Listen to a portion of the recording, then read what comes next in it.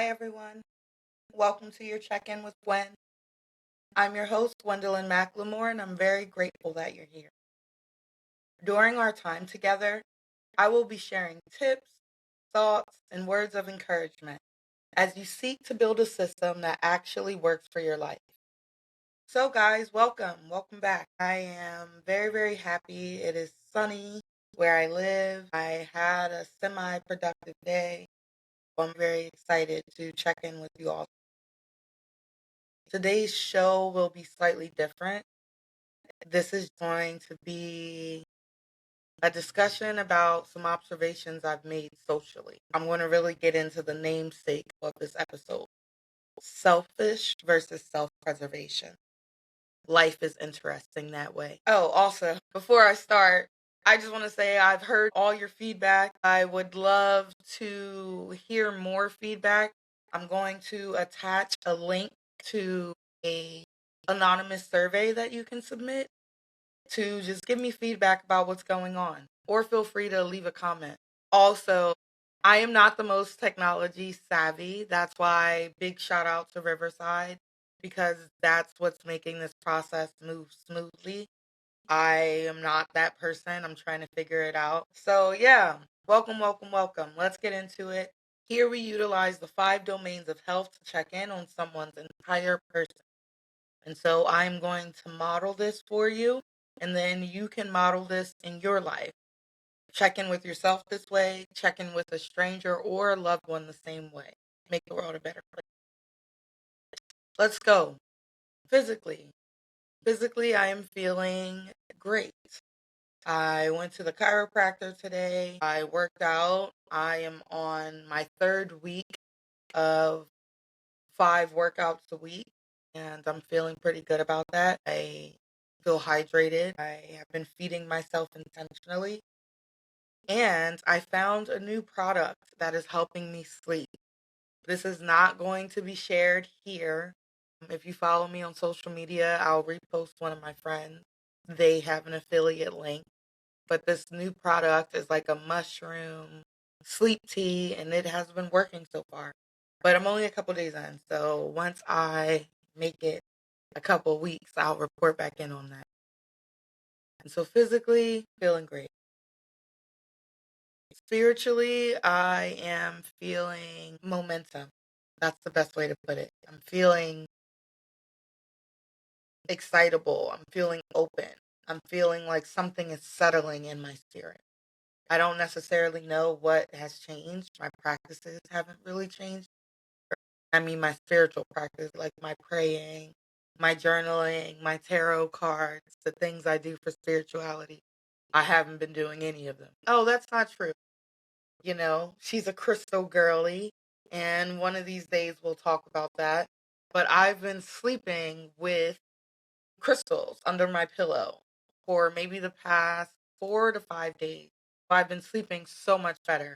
And so strike that from the record. That spiritual practice has been helping a lot. I'm sleeping with amethyst, with obsidian. So it's great. It's working. And that's nice. Emotionally, I am feeling proud of myself.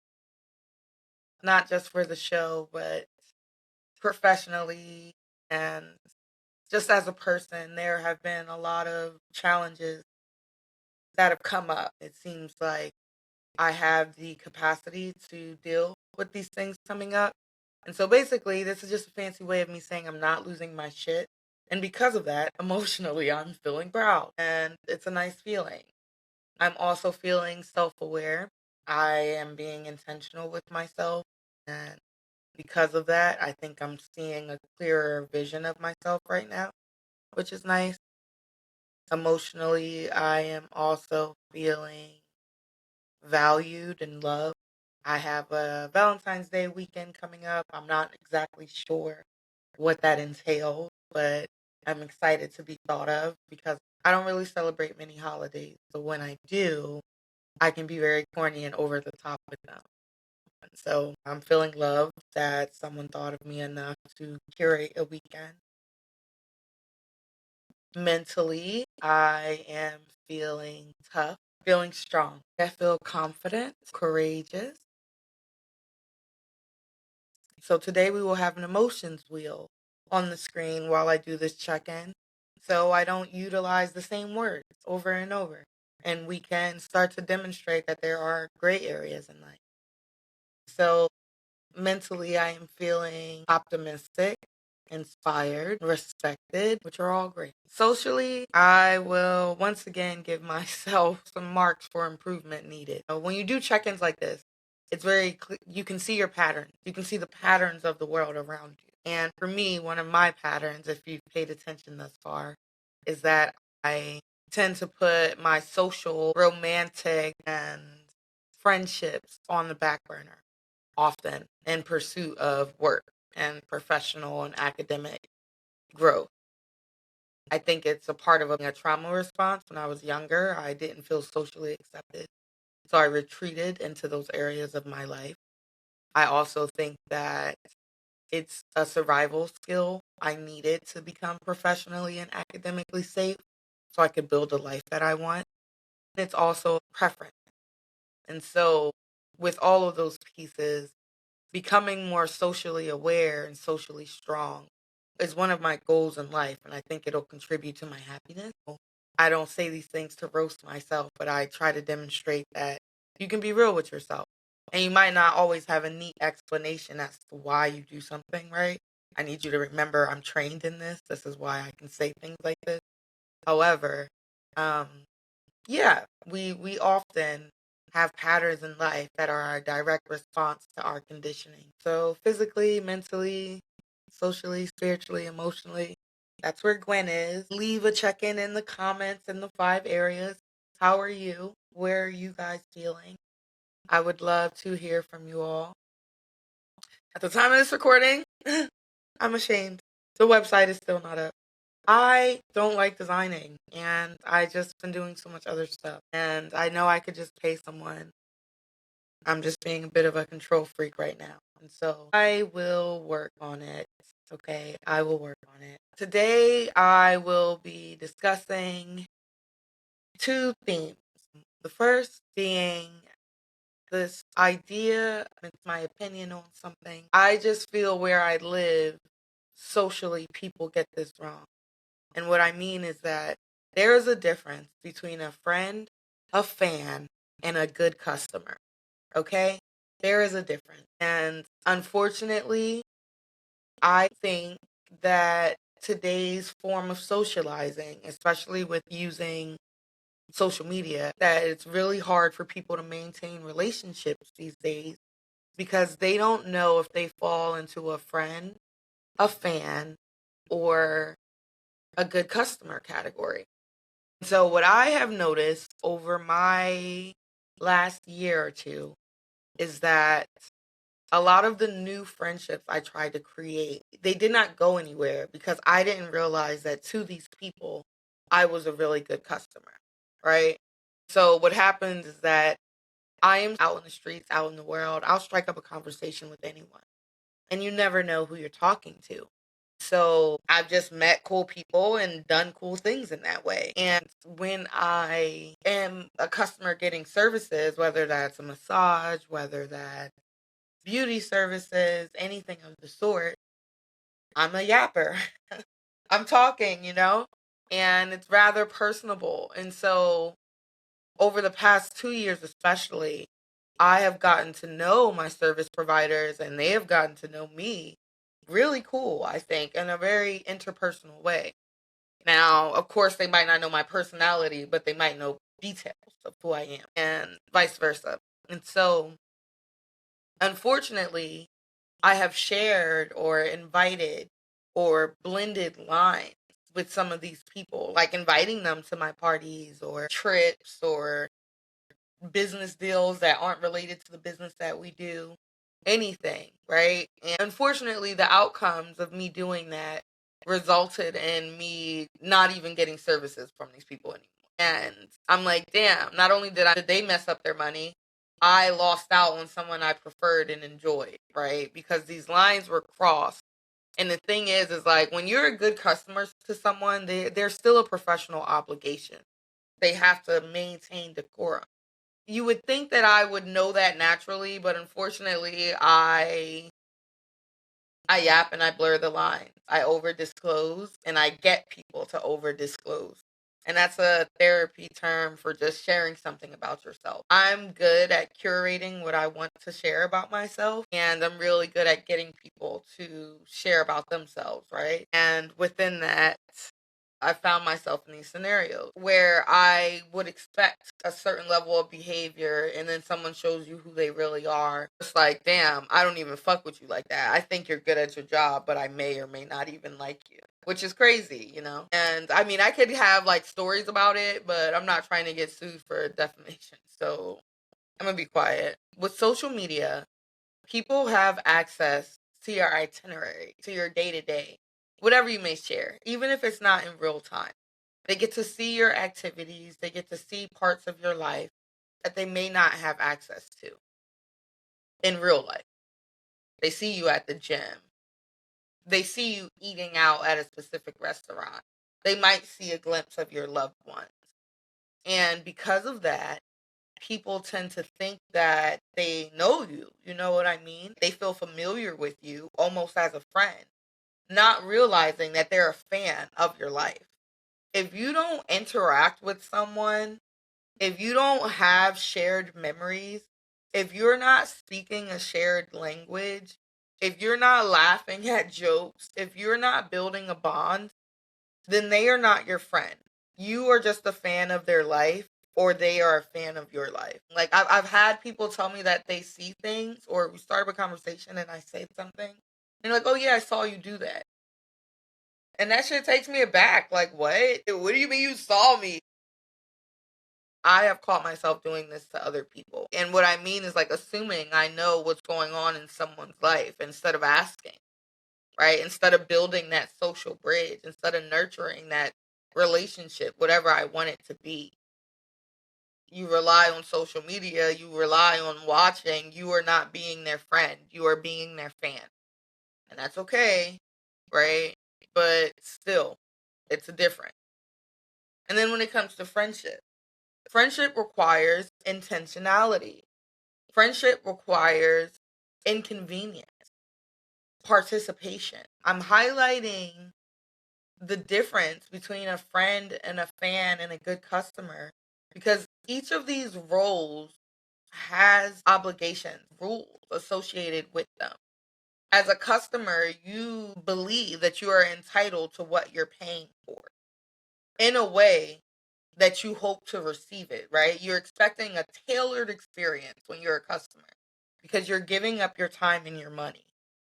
As a fan, you are not expecting reciprocity or acknowledgement, right? As a fan, you are just observing and you may appreciate from afar. That's the expectation of a fan. And then the last piece is a friend. There's an obligation for emotional space. There's an obligation for a lack of judgment. There's an obligation and a rule that you intend to be there for one another, right? There's engagement, there's back and forth, there's reciprocity, there's sharing. When you review your relationships in your life, when you are doing your check ins and you're making your goals that you want to get closer to, make sure you are not confusing yourself with your relationship. And that's just a tip I've learned. Learn the hard way. And it also leads me to the second leg of what I wanted to talk about in the namesake of this episode. I took this assessment socially because I was trying to understand the intention behind how I was showing up in my relationship. Was I motivated by being selfish, or was I being motivated by self-preservation? Right? Definition wise, there is a distinction. Self preservation, the definition is taking actions to safeguard your physical, mental, or emotional health and safety.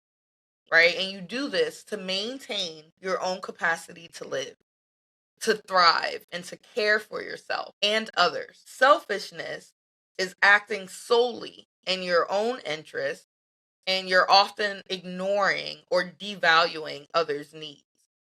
Selfishness comes about when you are motivated by personal gain or desire without considering the cost to the world around you.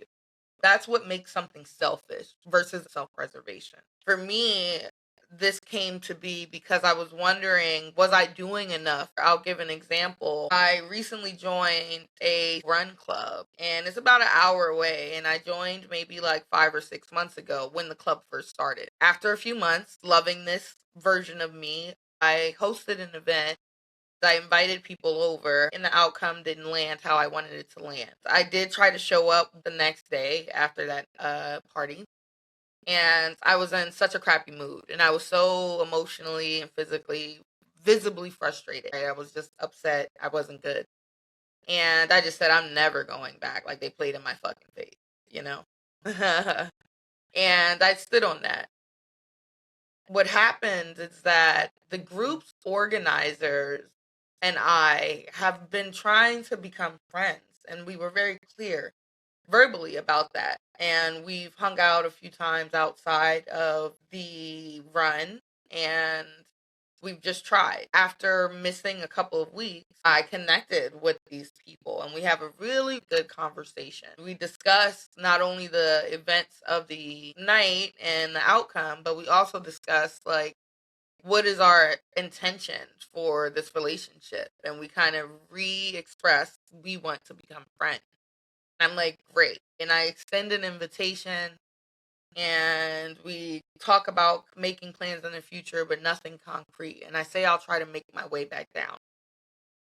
And what has happened since that conversation, we have not reconnected at all, right? Not once. And we barely interact on social media now. It's just very interesting because while there's some disappointment, I have to acknowledge both sides. I think that because I'm not engaging in their club, they don't make a social space for me in their life. And for me, it rubbed my ego the wrong way. But it was also very much like, well, was I really doing it for friendship? Or was I doing it because I was a fan of their movement and I wanted them to be a fan of me? Right? And I think that's how it played out. I think they were a fan of me. And I think I am a fan of them. But that doesn't equate to a good friendship. It just equates to admiration from afar. And I bring that because I didn't know if I wasn't showing up out of selfishness or if I wasn't showing up out of self-preservation. Like, why didn't I want to go back? And ego aside, I had to look at the logistics. It's about a 50 minutes to an hour away journey. The weather has been crap. And then I traveled for about like 4.5 to 5 weeks out of the time that I missed it. I wasn't even around. And so all of those pieces have lended itself to me understanding, like, I was being selfish. My ego was hurt. I felt rejected. My feelings were hurt. And I also just didn't care. I didn't care how people felt about it. But then I also had to look at it and be like, I'm actually just preserving myself. It's an inconvenience for me physically, mentally, and emotionally. Me prioritizing my sleep on the weekends instead of driving an hour away at 7 in the morning to get there. It's okay, right? I'm allowed to do those things. And this train of thought highlighted my growth because before, this is something that I would have a lot of anxiety about. I would think about it often. I would use this experience to judge myself and to belittle myself and, highlight, like, this is why I socially don't have the friendships that I want. Just because it played out this way doesn't mean that it's all a loss. I just really had to do some reframing. My doing this assessment of myself in this situation allows me to come in and feel safer. And so I offer this difference in view, self-preservation versus selfishness. Because when you're doing your check-ins with yourself and you get to a point where you realize you don't like what you're learning about yourself, how you feel, you don't like what you're thinking, all of these different things, you start to try to make a plan of action. when you are judging, is this the right thing for me? Is this the wrong thing for me? Should I or should I not? Ask, am I doing this to preserve myself, or am I doing this to be selfish?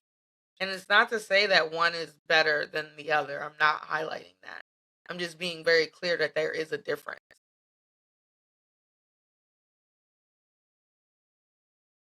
Some of the feedback that I've gotten is that these episodes are very information dense in the amount of time. So they're short with a lot of information. And I'd love to hear if that's the case, because I'm trying to modulate in real time. And so I will leave off with this. Life is crazy. Sometimes we will make decisions that are just selfish decisions. Selfish decisions often get us closer to the version of ourselves that we want. But you have to know that selfish decisions have a bigger possibility of hurting other people. And so just be mindful of that. And it's okay to make actions out of self-preservation as well. Be mindful that sometimes you can put up walls and block yourself in by trying to preserve your current state, right? Self-preservation is necessary. You deserve to take care of yourself. You deserve to have boundaries. However, self-preservation keeps us in the same state that we are, right? And so sometimes you have to be daring. Sometimes you have to go out on a limb. Sometimes you have to do things that feel unsafe for the risk to grow and pay off. I am sending you love, light, and gratitude for spending some time with me. Remember to check in with yourself and to be gentle while doing so. Check in with your loved ones, strangers, and I'll be here to check in next week. Bye-bye now.